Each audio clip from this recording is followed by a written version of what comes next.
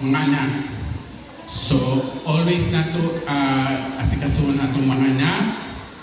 Sama bisan wala na sila yung mama or papa.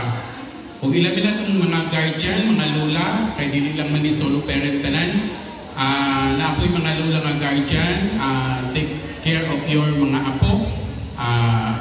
Always yun ka, protect to our family, isip isa ka solo parent. So sa tatanan niyan diri, ako magpasalamat sa tanang barangay, sa atong mga visitors, o sa barangay Joaquin, o sa atong sound system na kay Honorable Mirna Daludo. So thank you kaayo sa tanan o dalaygon ang Dios.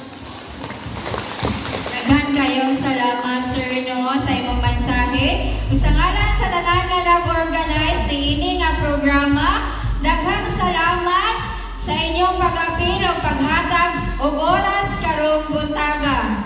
Sa atong mga solo parents, padayon lang yun o kamugyod ang tinuod nga bayani sa inyong mga pamilya. O para sa atong closing prayer, akong ginahangyo si